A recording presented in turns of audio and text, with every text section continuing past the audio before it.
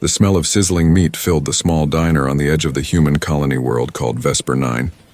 It was a quiet morning. Outside, dust storms rolled slowly across the red plains. Inside, the only sounds were the hum of cooking machines and the soft footsteps of an alien girl working behind the counter. Her name was Tara Kesh.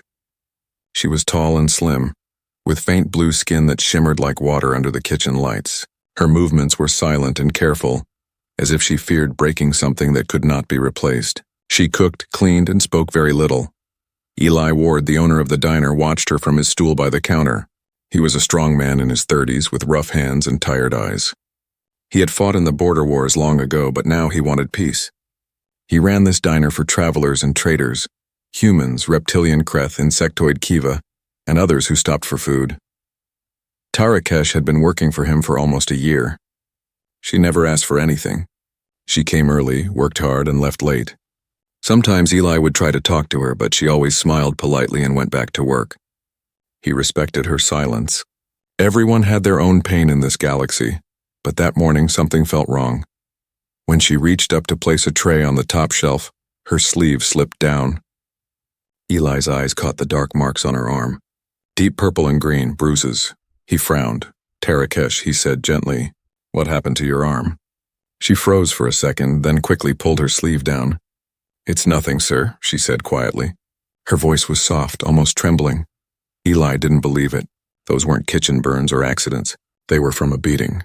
He had seen wounds like that during the war. He tried to stay calm. "Did someone hurt you?" She shook her head, still not looking at him. "Please, sir, it's fine. I just fell."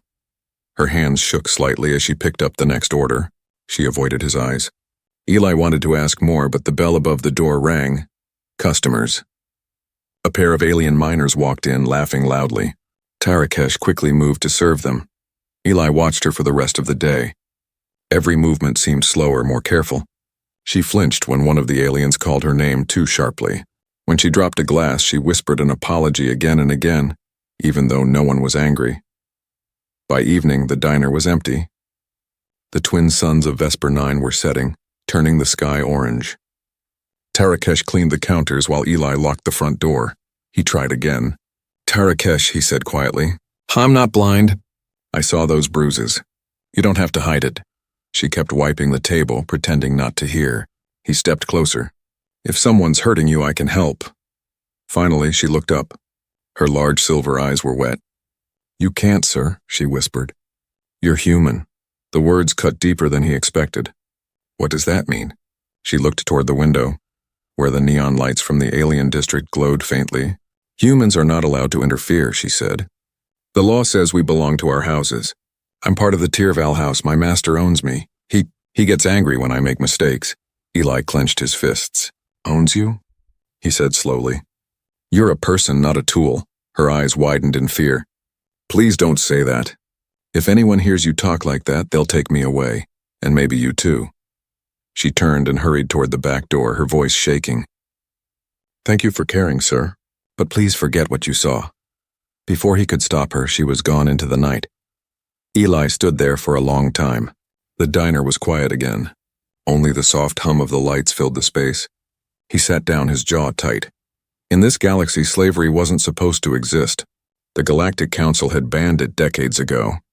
But the alien houses found ways around the law, calling it debt service, contract labor, or ownership by bond. The words changed, but the cruelty didn't. Eli had seen a lot of injustice in his life, but this felt personal. Tara Kesh wasn't just another worker. She was kind, gentle, and loyal. She didn't deserve pain.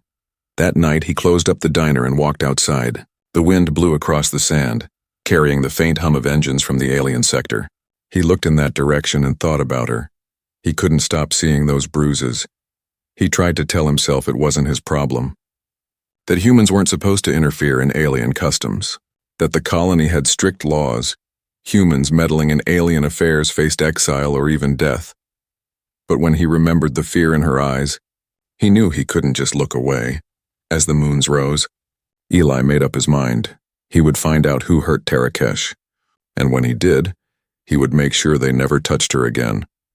He didn't know that his choice that night would not only change her life, it would shake the entire galaxy. The next morning, the diner felt emptier than usual.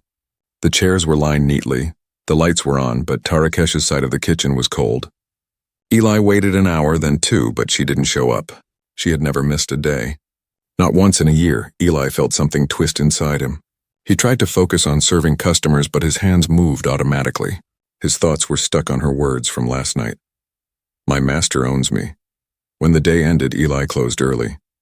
He told himself he just wanted to check if she was all right. But deep down, he knew it was more than that. He couldn't stop thinking about those bruises and the fear in her eyes. He left the diner and walked toward the alien district. The streets grew darker and busier. Neon signs flashed in strange languages. Creatures of all shapes and colors moved through the crowd. The air smelled of oil, smoke, and alien spice. Eli kept his head down, pretending to blend in. Humans weren't welcome here. Too many aliens believed humans were impulsive and violent, a primitive race that didn't understand proper order. He turned a corner and saw a tall stone building, with the mark of House Tierval carved into the wall. That was the same name Tarakesh had whispered. Guards in silver armor stood by the gate. Their eyes glowed faintly. Eli hid behind a cargo stack and waited. Minutes passed. Then he saw her. Tarakesh stepped out of a hover car carrying a box of supplies. Her head was bowed. Her wrists were marked with thin metal rings, control bands. A tall alien followed behind her. He was massive, with dark green skin and eyes like glass. His robes shimmered with gold. He spoke harshly, and when she didn't move fast enough, he struck her with the back of his hand. She stumbled but didn't make a sound. Eli's fists tightened until his knuckles turned white. He wanted to rush in right then, but reason held him back. One move out of anger could get them both killed. He pulled out his wrist device and activated the small recorder built into it. The device hummed softly, capturing everything: the man's voice, the slap, the command. "Useless slave," the alien growled. "You should be grateful your debt keeps you alive." Eli kept recording until the door shut behind them. His heart pounded with rage. He knew now this wasn't just cruelty. This was slavery hiding behind alien law. He returned to his diner long after midnight. The lights were off. The empty kitchen felt colder than before. He played the recording once, hearing the sound of the blow again. His hand trembled as he turned it off. He couldn't sleep. The words replayed in his head. Humans are not allowed to interfere. But how could anyone see that and stay silent? By morning, he had made a decision. He went to the local security office, run by a reptilian species called the Kreth. He showed the officer the recording. The Kreth leaned back in his chair, unimpressed. "This is a matter of house property," he hissed. "Humans have no right to interfere." Eli's jaw clenched. "She's being beaten." "It is not your concern," the officer replied. "If you want peace here, forget this." Eli left without a word. He felt anger burn like fire in his chest. Everywhere he turned, the same silence, the same indifference. That night, as the sky turned violet under the twin moons, he sat outside the diner, staring at the horizon. The stars were bright, scattered across the endless black. Somewhere out there, great civilizations spoke of justice and equality, yet right here, a girl was being tortured under the banner of law. He thought of her quiet smile, how she always placed his coffee just the way he liked it, how she worked even when tired. She didn't deserve chains. He looked at the small recorder again. That device held proof, maybe not enough to change the galaxy, but enough to start something. He made a silent promise under the stars. He would not rest until she was free, even if it meant breaking every law the galaxy had. Eli didn't know it yet, but his decision that night would put him against powers far beyond his reach. The houses would not forgive what he was about to do, and somewhere inside that cold stone mansion, Tarakesh whispered his name in fear, not knowing he was already planning to come for her. The sun rose pale and cold over Vesper 9. Eli hadn't slept all night. The small recorder sat on the counter beside his untouched breakfast. Every time he pressed play, he heard the same sound, the sharp slap, Tarakesh's small gasp, the cruel words of her master. It echoed inside him until it became impossible to ignore. He knew going back to the alien district again was dangerous. The guards had seen him before. If they caught him snooping, they could arrest him or worse. But something inside him refused to stop. He had seen too much. Eli put on his old military jacket, the one he hadn't worn since the war, and slipped the recorder into his pocket. He walked through the waking streets, past markets and cargo ships, until he reached a small repair stall run by a human named Rye. Rye was thin, sharp-eyed, and knew how to get into systems no one else dared touch. Eli placed the recorder on the table. "I need this uploaded to the galactic net," he said. Rye frowned. "You sure about that? That's House Tierval property. You post this, they'll hunt you down." "I don't care," Eli said quietly. "Someone has to know what's happening." Rye studied him for a moment, then nodded slowly. "All right, but you didn't get this from me." He began working, fingers moving fast over the console. But before the upload could finish, the screen flashed red. Access denied. Galactic media blocked. Rye cursed. "They've shut down every open line from this sector. You'll need something bigger, maybe a direct feed from the spaceport tower." Eli knew what that meant, breaking into one of the most secure systems on the planet. But before he could think further, a soft voice came from behind him. "Eli." He turned, shocked. Tarakesh stood there, hood pulled over her head, shaking. Her eyes darted around the alley like a frightened animal. "How did you find me?" he asked. "I followed the smell of your food," she whispered, trying to smile. "I ran away this morning. My master will notice soon. I don't have much time." Eli stepped closer, lowering his voice. "You shouldn't have come here. They'll look for you everywhere." "I had to," she said, her voice breaking. "He was going to sell me to the mines. I couldn't stay." Eli felt his anger rise again. He wanted to tell her that she was safe now, but he couldn't promise that. "Not yet," she looked at him with desperate eyes. "You should forget about me, Eli. The houses don't forgive. If they know you helped me, they'll kill you." He shook his head. "Then they'll have to try." She stared at him for a long moment, as if trying to understand why a human would risk his life for someone like her. No one had ever done that before. Suddenly, the sound of engines roared outside. A patrol vehicle passed, scanning the alley. Tarakesh flinched. Eli grabbed her arm and pulled her behind the stall. The bright light swept over the street, then faded away. Rye looked at Eli with wide eyes. "You didn't tell me she was with you," he hissed. "If they find her here, we're all dead. I just need a way to hide her," Eli said quickly. "Just until I figure something out." Rye hesitated, then sighed. "There's an old cargo shelter near the dunes. Nobody checks there anymore. You can take her for now, but after this, I'm out." Eli nodded his thanks. He led Tarakesh through the narrow streets until they reached the outskirts of the colony. The sun was setting again, turning the sand golden. They found the small shelter half buried in dust. It was empty but dry. When she sat down, she looked exhausted. Her wrists were still marked from the metal rings, her skin pale from fear. Eli knelt beside her. "You're safe here," he said softly. "I'll bring food and water." She looked up at him, tears glimmering in her eyes. "Why are you helping me?" she whispered. Eli didn't know how to answer. He just said, "Because no one else will." For a moment, silence filled the shelter. Outside, the wind howled across the dunes. Tarakesh reached out slowly, touching his sleeve. "Humans are strange," she murmured. "You see pain and try to stop it. Most species learn to look away." He smiled faintly. "Maybe that's our flaw. Or maybe that's what makes us human." She closed her eyes, leaning against the wall. "If they find us, they'll kill you," she whispered. Eli looked out into the desert night. "Then we better make sure they don't."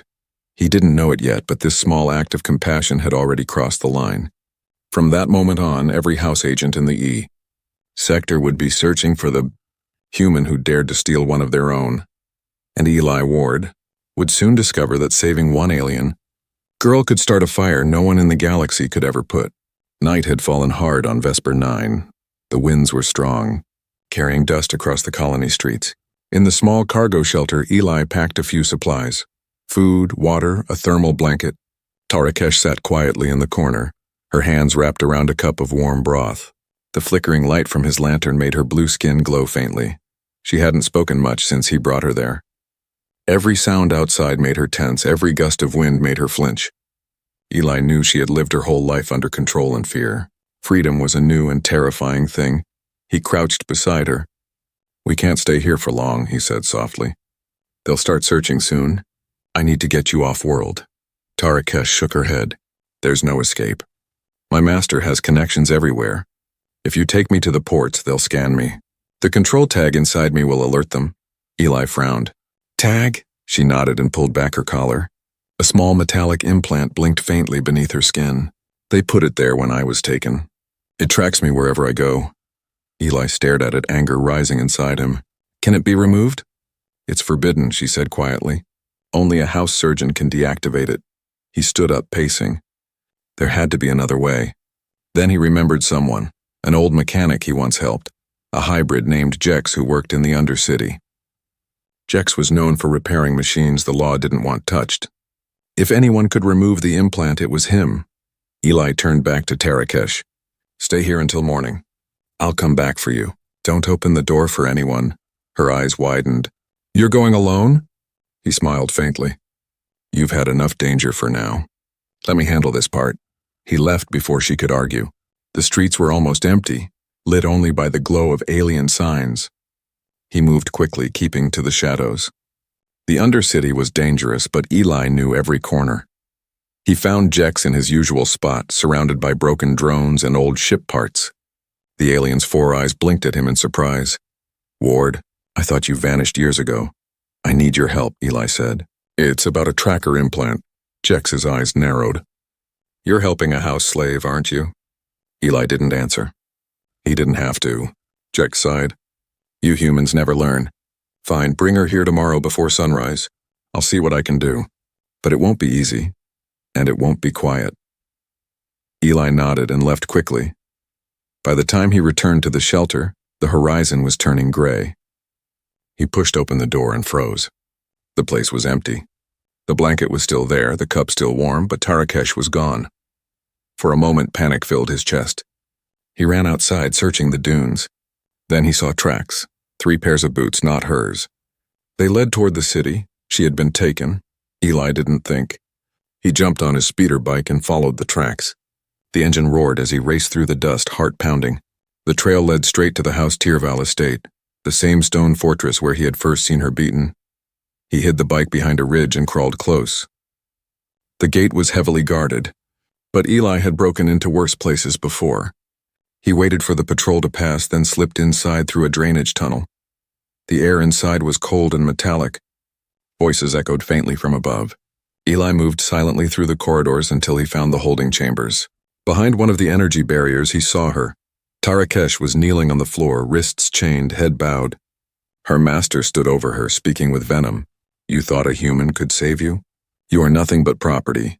Eli's rage boiled over. He stepped out from the shadows, raised his pulse pistol, and shot the control panel. The barrier dropped with a burst of sparks. The alien master turned, roaring in shock. You! Eli fired again, hitting the lights. Darkness filled the room. He grabbed Tarakesh's arm. Come on. She hesitated, trembling. Eli, you shouldn't move, he said firmly. They ran through the corridors, alarms blaring behind them. Guards shouted and fired energy blasts. Eli returned fire, taking down 2 before dragging her toward the exit. Outside searchlights cut through the night.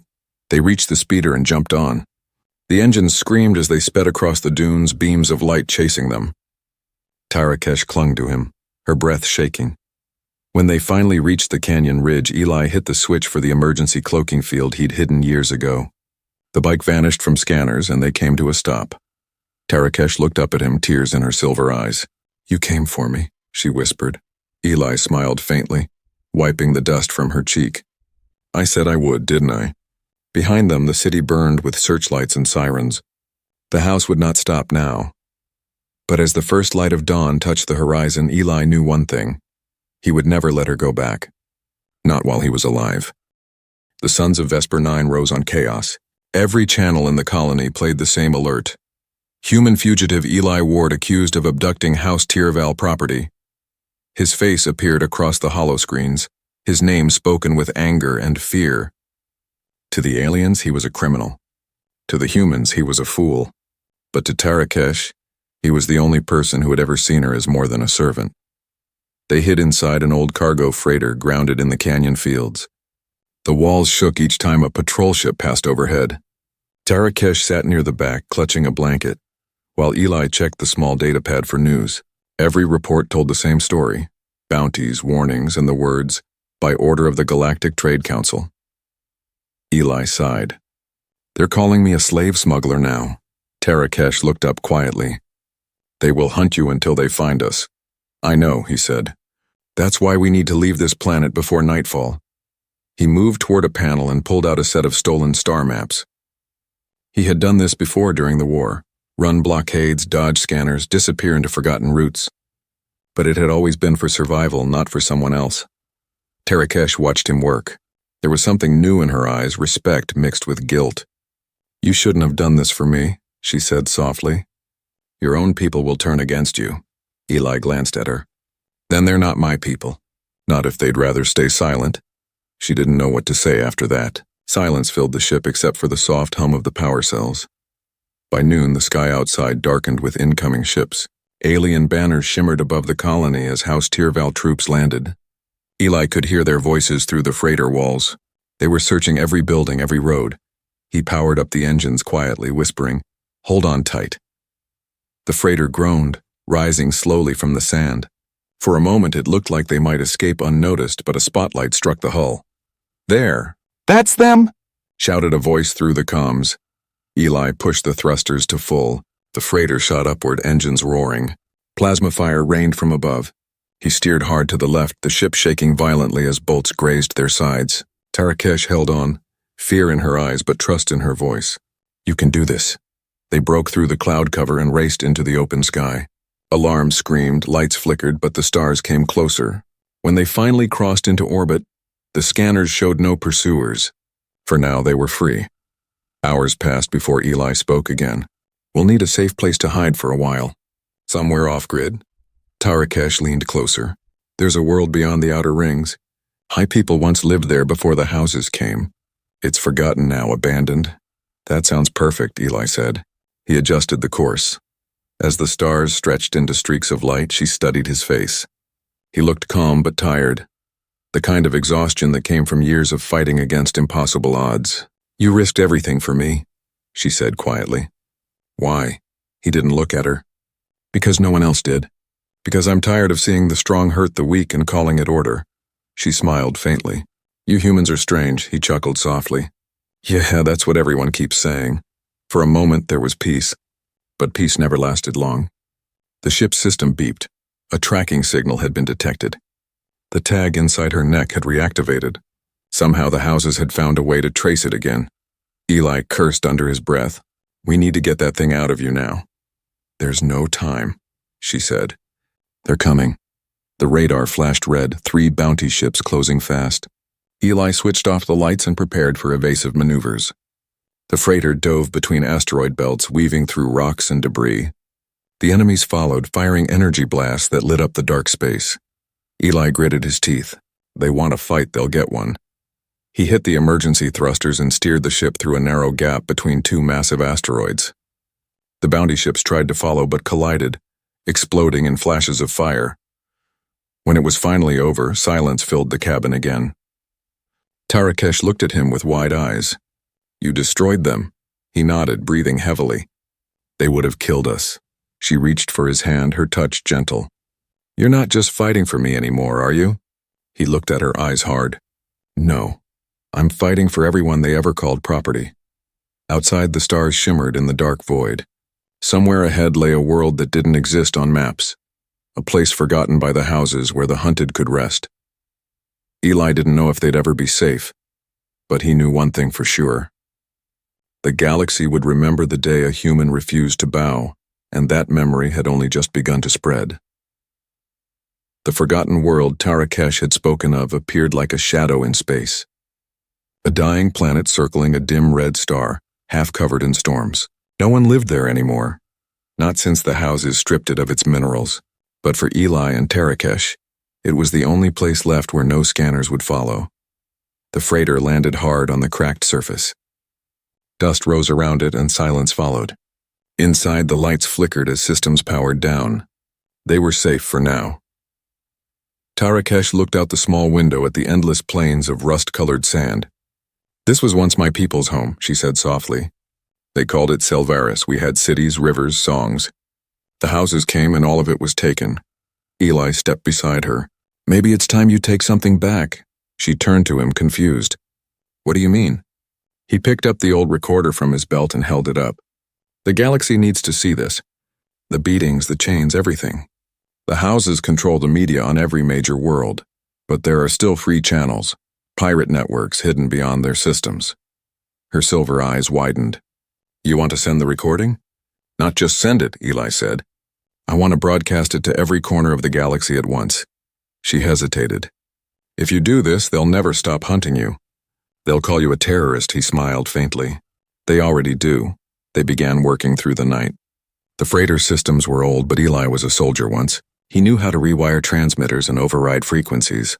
Tarakesh sat beside him, helping with what she could, her hands trembling as she uploaded files from her old house ID chip, proof of ownership, proof of her suffering.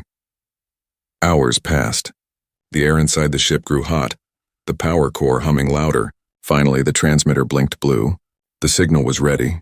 Eli stared at the console, his hand hovering over the control. Once we do this, there's no going back. Tarakesh met his eyes. Then let's not go back. He pressed the button. The signal burst into the void, bouncing across satellites and relay stations, jumping from planet to planet. Screens flickered in cities, in ships, in bars, in schools. Everywhere across the stars, people stopped to watch. They saw what Eli had recorded. The alien noble striking Tarakesh. The words, "You should be grateful your debt keeps you alive." They saw the bruises, the fear, the truth. The reaction was instant. Across colonies and worlds, voices rose in anger. Some shouted for justice. Others denied it, calling it fake.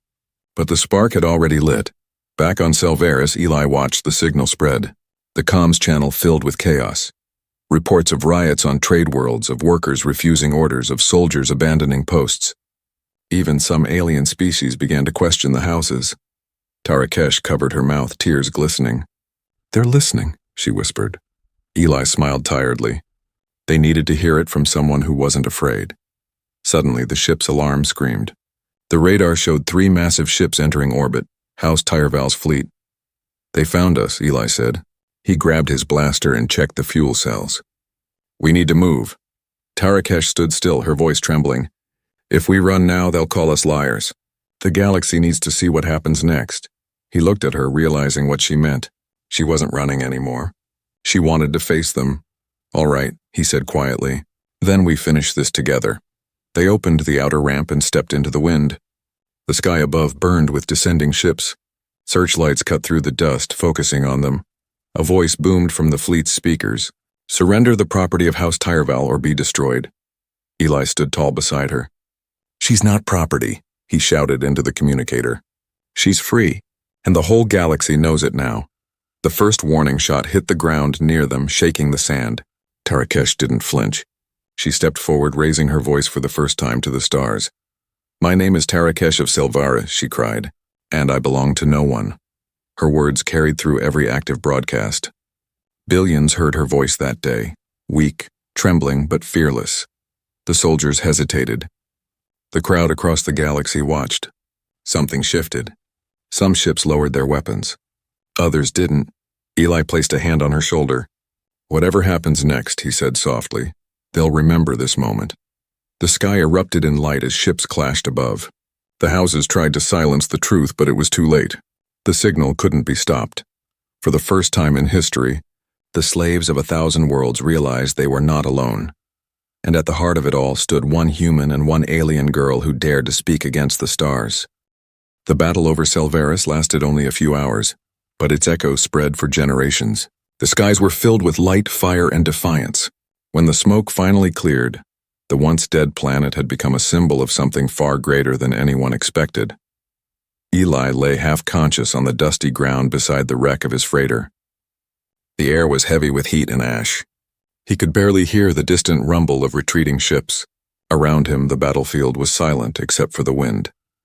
Tarakesh knelt beside him, her hands trembling as she tried to stop the blood from his shoulder wound. "Stay awake," she whispered. "You can't leave now. Not after what we started." He forced a small smile. "You did it, Tara. They heard you. You made them listen." Tears shimmered in her eyes, but she shook her head. "We did it together." Above them, the last of the house fleet broke apart and fled. The smaller rebel ships that had arrived mid-battle now hovered silently in the sky. They bore no house markings, only the colors of freedom. Eli struggled to sit up. "Who are they?" Tarakesh looked upward. "People who heard your message," she said softly. Humans, aliens, workers, soldiers, they came. He watched in disbelief as one of the ships landed nearby. A group of mixed species stepped out. Humans in colony uniforms, alien engineers, and even soldiers from species once loyal to the houses. A tall human woman stepped forward, saluting him. "Eli Ward?" she asked. "I'm Commander Hale of the Outer Colonies. The whole sector saw your broadcast. You gave them courage." He tried to stand, but staggered. She caught his arm, steadying him. "You're under the protection of the new Galactic Freedom Front," she said firmly. "No one will touch you now." Tarakesh turned to the horizon where the sun was rising weakly over the broken land. For the first time, she saw her homeworld bathed in light again. "Maybe this place can live once more," she whispered. Hale nodded. We'll rebuild. And your words will lead us." Over the next few days, the truth continued to spread. The footage of Tarakesh's defiance and Eli's bravery had reached every corner of known space. On distant trade stations, alien laborers refused orders. On capital worlds, house leaders faced riots. For the first time in centuries, the chains of the old order began to break. The Galactic Council had no choice but to call an emergency session. The demand was simple: end all ownership, all debt servitude across every world. Some argued against it, but the pressure from the colonies was unstoppable. The age of the houses was collapsing. Weeks later, Eli found himself sitting before the council, his arm still in a sling. The great hall was filled with representatives of 100 species. He felt their eyes on him, some grateful, some hateful. Tarakesh stood beside him, her head held high, no longer hiding her face. The council speaker rose. "Eli Ward, your actions violated countless interstellar laws. You attacked a noble house, destroyed property, and disrupted trade across the galaxy." Eli stood silently. He already knew what came next. The speaker's tone softened. "But your actions also exposed the truth of those laws, the cruelty they protected. The council recognizes that you did not act for power or profit, but for justice." A murmur swept through the chamber. "Therefore," the speaker continued, "all charges against you are dropped. The practice of bonded servitude is hereby abolished under galactic law." Applause erupted from every corner. Some shouted, some wept. Tarakesh turned to Eli, her eyes bright. "It's over," she whispered. He smiled faintly. "No, it's beginning." After the meeting, statues began to rise on worlds across the stars, monuments not of soldiers or rulers, but of a human standing beside a blue-skinned alien girl. The plaque on the base read, "He saw her bruises and the galaxy saw itself." Tarakesh helped lead the rebuilding of her world. The old cities were reborn, the mines turned into gardens, and though Eli refused any title, the people called him the human who spoke for the silent. Years later, when the new generation asked how the Great Uprising began, the elders would tell them the same story.